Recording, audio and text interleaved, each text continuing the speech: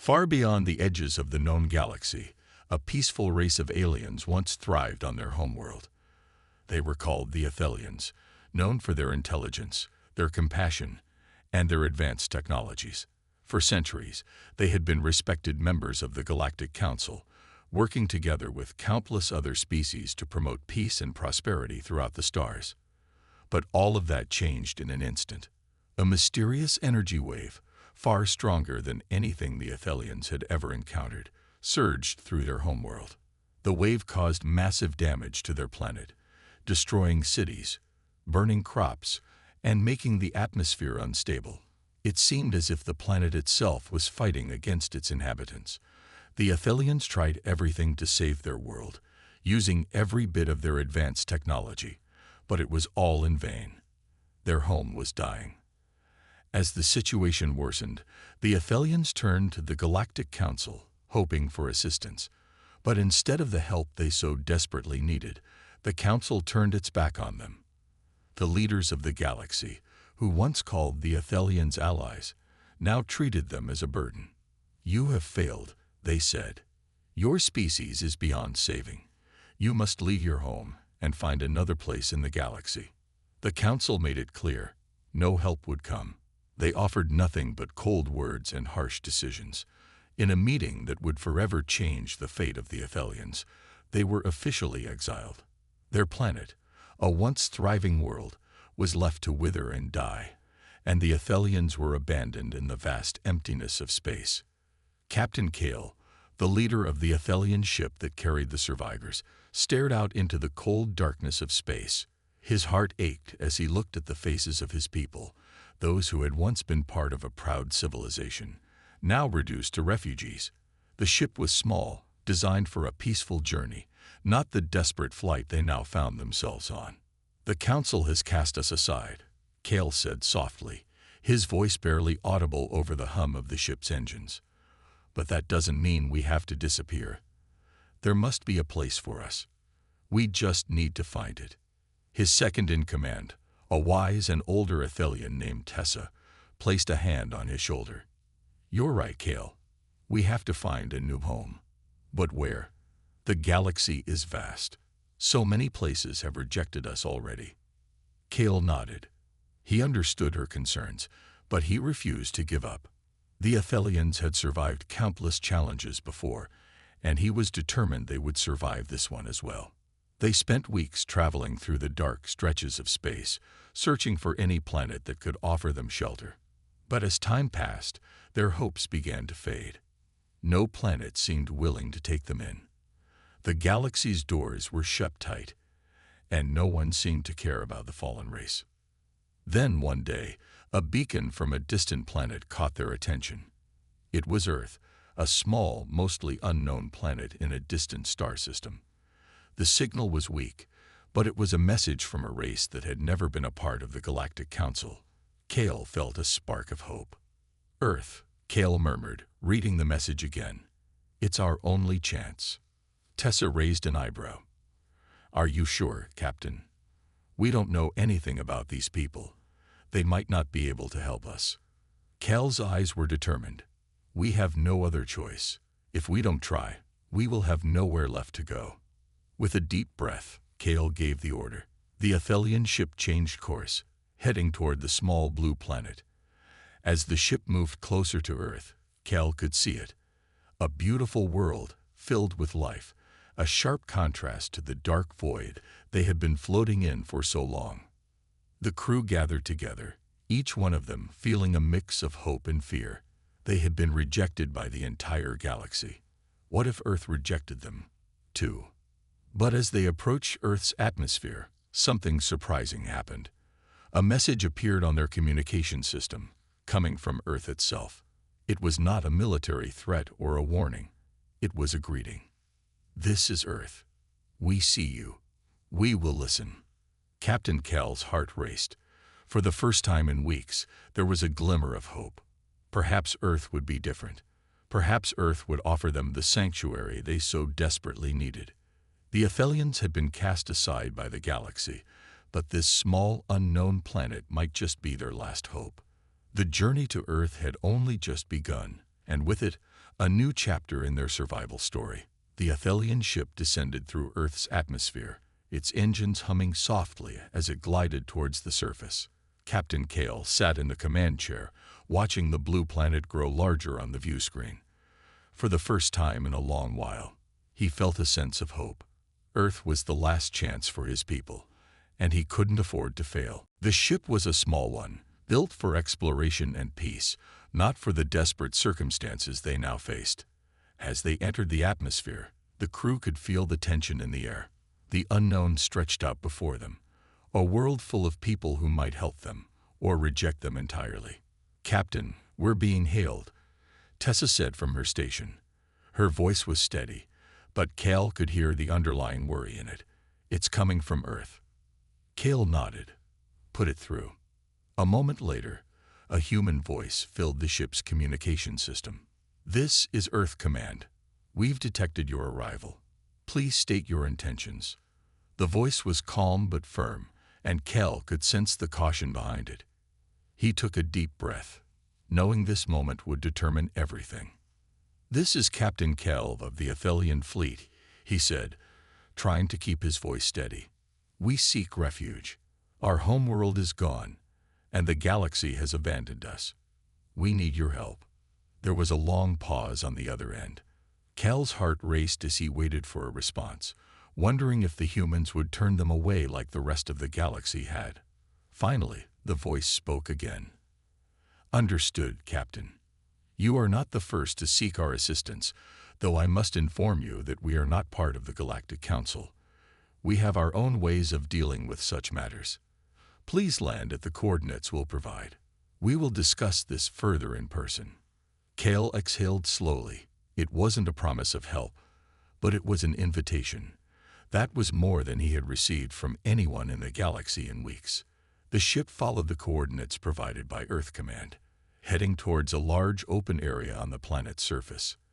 As they neared the landing site, Kale could see a group of humans standing in the distance, watching them. They were dressed in simple clothing, not military uniforms, and there was no sign of aggression in their posture. It was a strange feeling for Cal. After everything they had been through, this was the first time he saw beings who seemed neither afraid nor hostile. The Aethelian ship gently touched down on the grass, the landing gear making a soft thud as it settled into place. The crew stood in silence for a moment, unsure of what would come next. Kale stood up, straightening his uniform, and motioned for Tessa to follow him. They walked toward the exit of the ship, where the humans were waiting. The door of the Aethelian ship opened with a soft hiss, and Kale stepped out into the fresh air of Earth. The humans, led by a woman with short brown hair and a confident demeanor, stepped forward to greet them. "I am President Elara Rhodes," she said, offering her hand to Kale. "Welcome to Earth." Kale hesitated for a moment before shaking her hand. There was something different about this woman. She wasn't just a leader. There was kindness in her eyes, a warmth that Kale hadn't seen in a long time. She was not here to judge them, not here to turn them away. She was here to listen. "I'm Captain Kale, and this is Tessa," Kale replied. "We come seeking refuge. Our people have nowhere else to go." President Rhodes nodded, her expression thoughtful. "I understand. Earth is a small world, but we believe in helping those in need. However, this is not a decision I can make alone. I will need to consult with my advisors." Tessa stepped forward, her voice respectful. "We understand, but time is not on our side. We are refugees, and we have nowhere else to turn." Rhodes looked at Tessa, her gaze softening. "I know, and that's why we're willing to listen. Follow me. We'll discuss this in more detail." The group walked together toward a nearby building, a modern structure that blended seamlessly with the natural landscape. Inside, the walls were lined with screens showing various data and images of Earth's cities, people, and wildlife. It was a peaceful place with no signs of war or conflict. It was clear that Earth had its own struggles, but they were different from what the Aethelians had endured. As they sat down at a large table, President Rhodes spoke again. "Tell me more about your people, Captain Kale. What happened to your homeworld?" Kale took a deep breath, his voice filled with sorrow. Our planet was struck by an energy wave, something we couldn't control or understand. It destroyed everything: our cities, our crops, our way of life. We fought, but we couldn't save our world. And then, when we turned to the Galactic Council for help, they abandoned us. We were cast aside, left to drift in space with no place to call home. Rhodes listened quietly, her expression somber. "I'm sorry for what you've gone through. No one should have to suffer like that. But Earth is not without its own challenges. If we are to help you, it will require a lot of trust and cooperation." Kale nodded, feeling the weight of the moment. He had no idea what Earth's decision would be, but for the first time in a long time, he felt like they might actually have a chance. "We are willing to work with you," Kale said, his voice filled with resolve. "Whatever it takes." Rhodes smiled slightly, nodding in return. "Then let's see how we can make this work, together." The days following the first meeting between Earth and the Aethelians were filled with tense discussions and careful planning. President Elara Rhodes, along with her team of advisors, worked tirelessly to find a way to help the exiled aliens. Captain Kale and Tessa, meanwhile, gave Earth's leaders everything they had: a full account of the Aethelians' history, their knowledge, and the technology they could offer in exchange for refuge. It was a strange experience for both sides. The humans were fascinated by the advanced technology the Aethelians possessed. They had never encountered such things before: faster than light travel, energy sources far more efficient than anything Earth had developed, and medical techniques that could cure diseases thought incurable. These were just a few of the gifts the Aethelians brought with them. But the humans were also cautious. They had to be sure they weren't being deceived. For Captain Kale, the idea of sharing his people's most precious discoveries was both an act of trust and desperation. Their planet was gone, and their people were scattered, broken. What else could they offer except their knowledge? It was all they had left. In a private meeting with President Rhodes, Kale explained further. "We can help Earth in ways you can't imagine. Our energy sources could eliminate the need for fossil fuels. We've cured diseases that once wiped out entire populations. If you let us stay, we can give you all this and more." Rhodes listened, her eyes steady. She wasn't quick to trust, but she had seen enough to understand that the Aethelians were serious. They were offering Earth a chance to move forward, a chance to leap ahead of other races in the galaxy. But there was also the matter of the Aethelians' history, their fall from grace in the eyes of the Galactic Council. Would the galaxy see this as a threat? Would Earth be dragged into a war it wasn't ready for? "I don't doubt what you're offering, Kale," Rhodes said after a long pause. "But Earth has to be careful. We have to protect our people. If we welcome you, there's no telling what the galaxy might do. We've never been part of the Council, and I'm not sure if that's a good thing or not. I have to think about Earth's future, too." Kale nodded, understanding her concerns. He had no answers for her, only hope. "All we ask for is a place to call home. We have nothing left but each other and our knowledge. If we could offer you something in return, it would be the gift of survival. Together, we could build something greater than what we were." For days, Earth's leaders debated the matter. Some were hesitant, unsure if trusting the Aethelians was the right choice. Others, however, saw the potential. With the Galactic Council turning its back on the Aethelians, Earth could position itself as an independent power, free from the political games of the greater galaxy. It would be a chance to stand on its own, to be part of something bigger than the small corner of space it once inhabited. In the end, President Rhodes made her decision. She addressed the United Nations and Earth's various global leaders. "After careful consideration, we have decided to extend our assistance to the Aethelians. They seek refuge, and we are in a position to offer them a new home. Their knowledge could be the key to Earth's future, and we will not turn away those in need." The announcement was met with mixed reactions. Some were thrilled at the idea of working with an advanced alien race, while others worried about the implications. Would Earth become a target for the rest of the galaxy? Would the Aethelians be a threat? But President Rhodes stood firm. This is a decision based on our values as humans. We believe in helping those who are suffering, regardless of where they come from. And we believe that, together, we can build a future that benefits everyone. As Earth prepared to welcome the Aethelians, the aliens began to share more of their technology with Earth's scientists. They revealed how their energy systems worked. Energy that didn't rely on fossil fuels or dangerous materials. It was clean, efficient, and nearly unlimited. A small group of human scientists, guided by Aethelian experts, began working together to develop new power sources for Earth's cities. In a separate lab, the Aethelians also shared their advanced medical technologies. Diseases that had once been incurable were now being treated, and Earth's hospitals began to see real progress in their ability to save lives.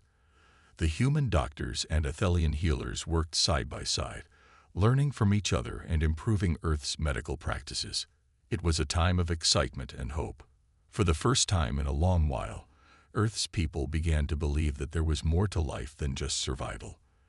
There was a future to look forward to, a future that included the Aethelians.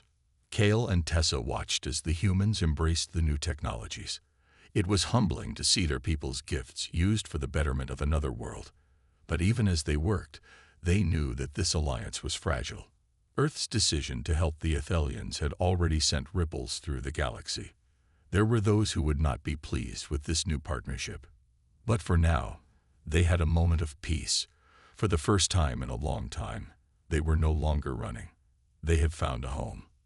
And perhaps, just perhaps, they could make a difference, not only for the Aethelians, but for all the races that had been cast aside by the galaxy. As weeks turned into months, the partnership between Earth and the Aethelians grew stronger. Earth began to benefit from the technology the Aethelians shared, with new energy sources powering entire cities and medical advancements, saving countless lives. The world was slowly changing for the better, but there were challenges along the way. While Earth's leaders were supportive of the alliance, not everyone on the planet was so welcoming. Some were still fearful of the Aethelians and their advanced technology. There were protests in several cities, with people questioning whether it was safe to trust an alien race, especially one that had been rejected by the rest of the galaxy. Many feared that the Aethelians could bring danger to Earth, that their knowledge might come with hidden risks. Kale and Tessa understood the fear. They had been rejected by the galaxy after all. They had seen the worst side of the universe, and knew that not everyone would embrace them so easily. But they also believed in their cause. They were here to help, not harm. One day, as Kale and Tessa walked through a newly built research center in one of Earth's largest cities, they were met with a group of reporters eager to hear their side of the story. Earth's media had been buzzing with questions about the Aethelian presence. How did they really feel about being on Earth?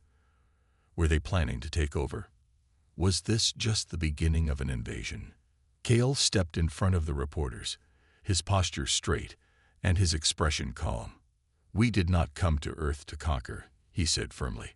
"We came to seek refuge, to share our knowledge, and to build a future together. We understand that there are concerns, but we are committed to working alongside the people of Earth. Our goal is peace, nothing more." The reporters listened attentively, but Kale could see the skepticism in their eyes. There was still uncertainty in the air. Tessa stepped forward, adding, "We know that trust must be earned, and we are willing to prove ourselves. We have no intention of causing harm. Our people have lost everything. We want nothing more than to contribute to Earth's future." The questions continued, some supportive, others critical. But in the end, Kale and Tessa had said what they needed to. It was up to the people of Earth to decide whether to trust them. As the days passed, the protests began to lose some of their steam. Many people who had been frightened by the Aethelians' arrival started to see the tangible benefits they brought. New energy sources were reducing pollution, and diseases that had once plagued humanity were being cured. The Aethelians were not invaders. They were neighbors, offering help when Earth needed it most. But there were still a few who refused to believe in the partnership. A growing faction of Earth's population, who had been influenced by the protests, began to speak out more aggressively. They called themselves the Guardians of Earth and believed that Earth should remain independent, free from the influence of any outside forces, alien or otherwise. One evening, as Kale and Tessa were walking through a quiet park, discussing the progress they had made, they heard a voice behind them. "You don't belong here," a man shouted. Kale turned to see a group of individuals standing in the shadows, their faces filled with anger. The man at the front stepped forward, shaking his fist.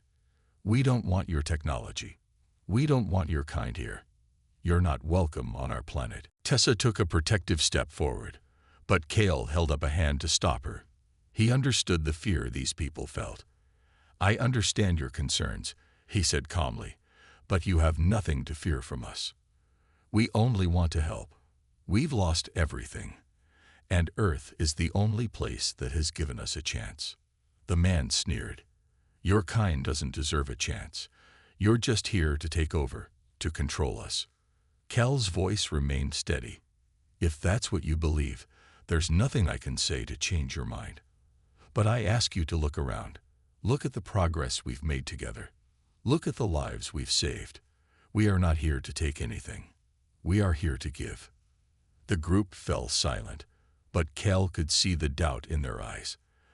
They weren't convinced, but they were listening. For the first time since their arrival, he felt like they were being heard, not as invaders, but as people who had something valuable to offer.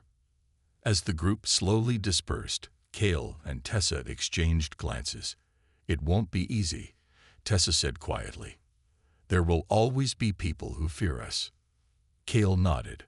"But we have to stay focused on the good we're doing. For every protester, there are thousands of people who are grateful for what we've brought, and we can't let fear stop us from helping them." In the months that followed, the Aethelians continued to work alongside the humans. Despite the protests and the opposition from the Guardians of Earth, the partnership began to solidify. Earth's cities flourished, powered by clean energy, and humanity's health improved. The Aethelians had given them more than just technology. They had given them hope. But Kale knew the road ahead wouldn't be without challenges. The galaxy still looked on with uncertainty, and Earth's position in the larger galactic community remained unclear. Would they be left to stand alone, or would the galaxy turn against them for helping the Aethelians? For now, Kale and Tessa focused on the future, working side by side with the humans. Together, they would build a new world, one where fear no longer ruled, and where hope was a force stronger than any division. As Earth continued to embrace its new alliance with the Aethelians, a calm began to settle over the planet. Cities powered by Aethelian energy thrived, and medical breakthroughs brought new life to humanity. The bond between Earth and the Aethelians seemed to be growing stronger every day. However, not all was as peaceful as it appeared on the surface. There were still whispers in the shadows, rumors of something more dangerous than the protests and skepticism Earth had already faced.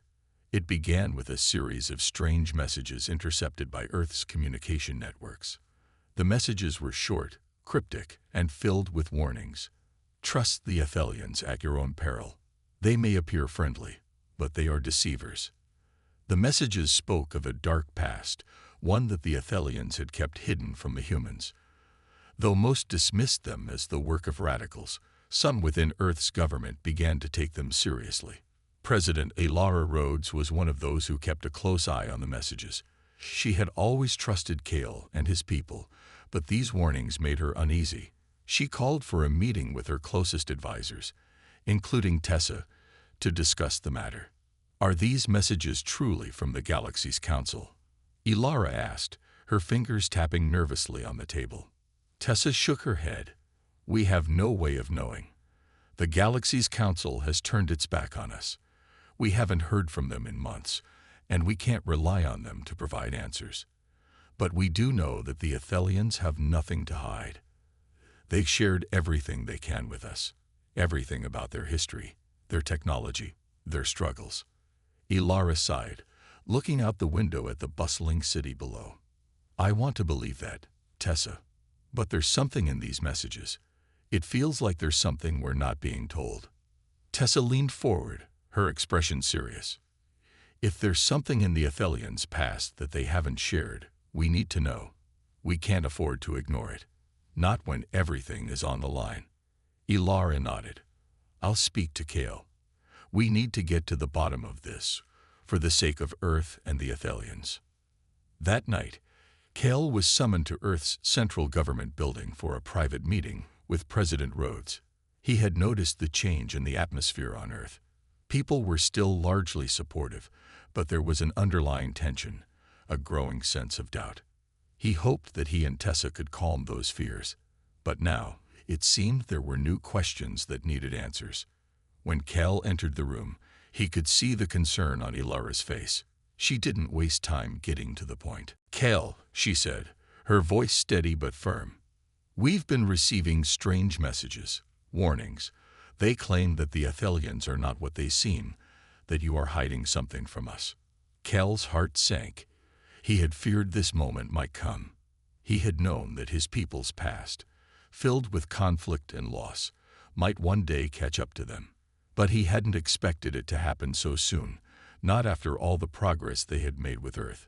I understand your concerns, Cal said quietly, his voice calm but tinged with sadness.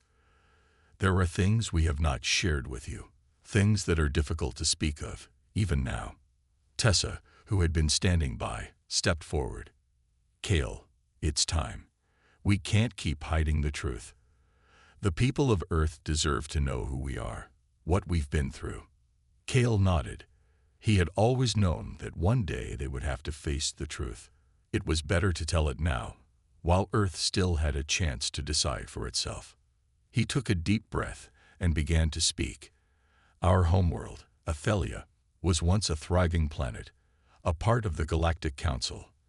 We were allies with many races, and we were known for our peaceful ways and our advanced knowledge. But everything changed when a faction of our people, led by a powerful leader, began to seek domination. They wanted more power, more control, and they began to fight against the rest of the galaxy. They called themselves the Purifiers. Cal paused, remembering the pain of those years. The Purifiers believed that the galaxy's weaker races should be subjugated, that only the strongest should survive. They caused chaos and war. They betrayed everything we stood for. In the end, we fought back, but it was too late. Our world was destroyed, torn apart by the very conflict we had hoped to avoid. And the Purifiers, they vanished, leaving behind a legacy of destruction. Aelia listened intently, her eyes filled with understanding, but also with sorrow. So, the warnings Earth is receiving, they are from these Purifiers. Cal nodded. Yes, they still exist in the shadows, operating in secret. We've been hunted since the fall of Aelia. The Purifiers are out there, and they will stop at nothing to reclaim what they lost. They want to destroy us and anyone who helps us. Tessa spoke up, her voice filled with determination. The Purifiers are our past, not our future. We are not the same people we once were. We are here to make amends, to build something better. We won't let them drag us back into the darkness. Aelia took a moment to absorb the weight of Cal's words. And you believe these Purifiers are the ones behind the messages? I do, Cal replied. They want to sow doubt, to turn Earth against us. But they will not succeed. We will fight for this alliance. We will protect Earth from them, just as you've protected us. Aelia stood up, her resolve clear. We will stand with you, Cal. Together, we will face whatever comes our way. And so, Earth and the Aethelians prepared for a new battle, not against each other, but against a dark force from the past. It was a fight for trust, for survival, and for the future of their united world. The revelation of the Purifiers had shaken both the Aethelians and the people of Earth. The understanding that a dangerous faction from the Aethelian past still existed, hidden in the shadows, had brought with it a new sense of urgency. Cal and Tessa had known for years that their enemies would never stop hunting them. But now, the fight was no longer just about survival. It was about protecting the future they were trying to build, both for the Aethelians and for Earth. President Rhodes had wasted no time in gathering her council. The news that the Purifiers were actively working to sabotage the alliance between Earth and the Aethelians had been met with shock, but also with determination. Earth had come a long way in its partnership with the Aethelians, and it was not going to let anything, especially an ancient enemy, destroy that progress. "We will not be intimidated by these Purifiers," President Rhodes said, her voice steady as she addressed the assembly of Earth's leaders. "We stand with the Aethelians, and we will protect our future." At the same time, Kale and Tessa worked tirelessly with Earth's security forces. They knew the Purifiers were not an enemy that could be fought with just technology or military force alone. The Purifiers were insidious, operating from the shadows, planting seeds of doubt and fear wherever they could. It was a fight for the hearts and minds of the people, and it was a battle that would require more than just weapons. Kale stood on the balcony of Earth's central government building, looking out over the vast city. It was a symbol of all that they had achieved together. Below him, people went about their daily lives, unaware of the danger lurking just out of sight. He couldn't help but feel a deep sense of responsibility. The Purifiers wanted to take everything from them. They wanted to tear down the fragile peace they had worked so hard to build. "We have to stop them," Kale said to Tessa, who stood beside him, her expression thoughtful. "We can't let the darkness of our past destroy the future we started here." Tessa nodded, her eyes filled with resolve. "We've faced worse before. The Purifiers think they can break us, but they're wrong. This time, we're ready." As they continued to strategize, news from the front lines of the galaxy came in.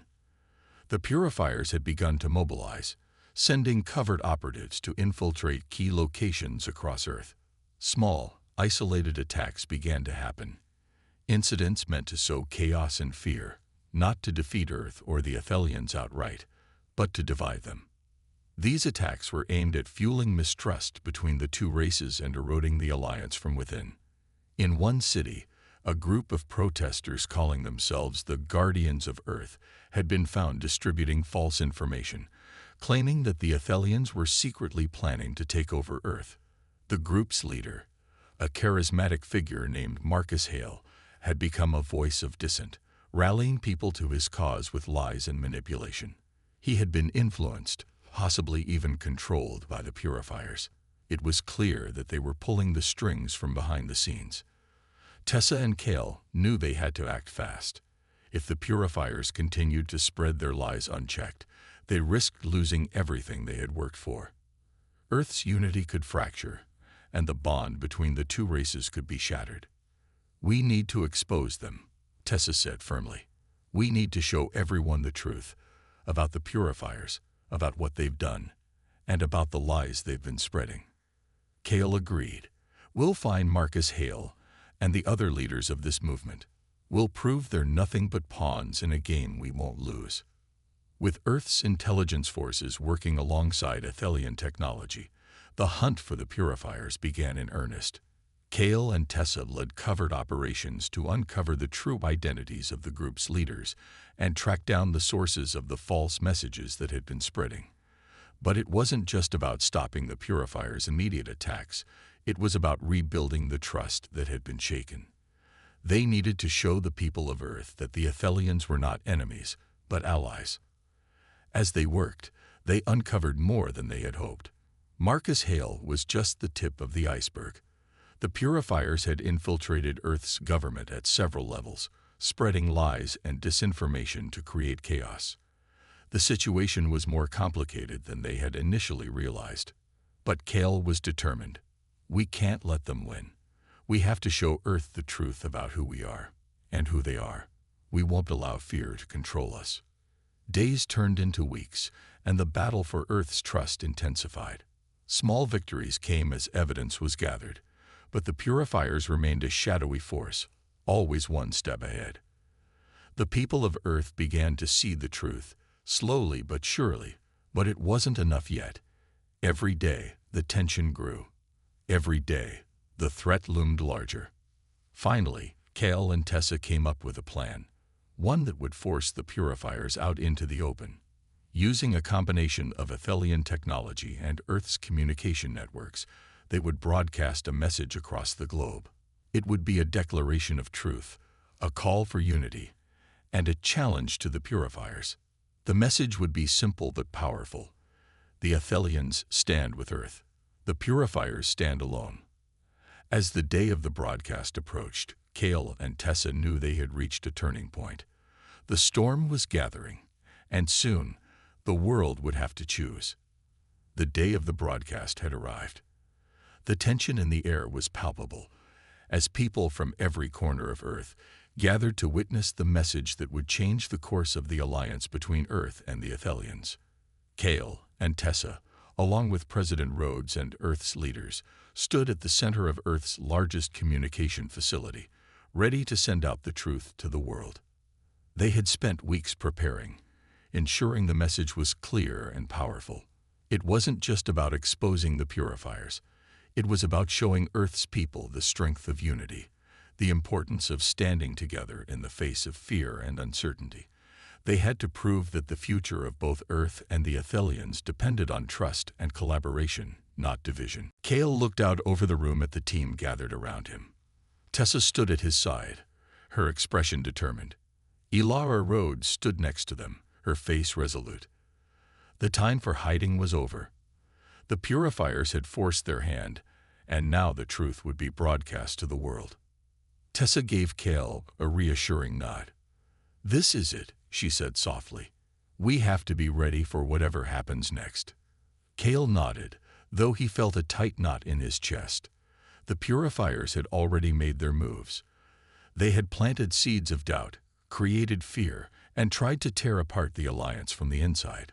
But now, the people of Earth would hear the truth directly from him, from the Aethelians. And with that truth, he hoped to reach their hearts. "Let's begin," President Rhodes said. She gave the signal, and a technician began the countdown to broadcast. A silence fell over the room as the monitors flickered, and the world prepared to listen. Across the globe, millions tuned in to hear what Kel had to say. The message was simple yet powerful. A series of images appeared on screens around the world. Images of the Aethelian people, their cities, and their history. It was a story of loss, betrayal, and hope. It was a story about the war against the Purifiers and their destruction of Aelia. It was a message about a people who had been rejected by the galaxy and had nowhere else to turn. Kel's voice echoed through every home, every public space. "My name is Kale, and I am an Aethelian. My people have suffered much, but we stand here today, united with Earth, because we believe in the future. We came to this planet not to conquer, but to rebuild. We are not our past. We are not the Purifiers. We are the survivors." The images on the screen shifted, showing the progress that had been made. The cities powered by Aethelian technology, the medical advancements that had saved lives, the hope that had been restored. Kel's voice continued, unwavering. "We have shared our knowledge, our technology, and our hearts. But there are those who still seek to divide us, who spread lies and fear. They are the Purifiers. They are the ones who destroyed our world. They are the ones who want to see us fail. But we will not let them." Tessa stepped forward, joining Kale in the broadcast. "We stand with Earth. Together, we have the strength to overcome the darkness. We will not be controlled by fear, by hatred, or by lies. The Purifiers want to tear us apart, but we will stay united." The broadcast was a call to action, a challenge to the Purifiers, a plea to the people of Earth to trust in the alliance they had built. It was a reminder that unity was the only way forward. Across Earth, people watched in silence. The message had struck a chord with many, but there were still those who clung to their fears. As the broadcast ended, President Rhodes addressed the world one final time. "We will not be divided," she said. "We will stand together. Earth and the Aethelians will fight side by side to ensure that the Purifiers have no place here. We will protect this world. We will protect each other." But even as the message ended, Kale knew the battle was far from over. The Purifiers would not give up so easily. They would lash out. They would try to create chaos. But Earth had heard the truth. The people had seen the faces of the Aethelians, heard their story, and understood the gravity of the situation. As Cal and Tessa walked out of the facility, they knew the real fight had just begun. The Purifiers would not be defeated by words alone. But the message had been delivered, and the seeds of doubt they had planted were now being challenged. It was time to stand firm, to show the strength of their bond. "We'll face whatever comes next," Tessa said, her voice strong. Kale smiled. "Together, we will." Weeks passed, and the Purifiers, seeing that their plans to divide Earth had failed, began to reveal themselves. They staged attacks, targeting Earth's communication networks and critical infrastructure. But each time they struck, the unity between Earth and the Aethelians grew stronger. The people refused to back down, and they rallied around the truth that had been shared with them. The Purifiers, once powerful and elusive, found themselves outmatched. Their efforts to create chaos were thwarted, and their support dwindled. They had underestimated the resolve of the people they thought they could control. In the end, the Purifiers were defeated, not by force, but by the strength of unity. Earth and the Aethelians stood together, their bond unbreakable. The shadows of the past had been cast aside, and a new future had begun. Together, they built a world of hope, peace, and collaboration. A world where trust and understanding triumphed over fear and division.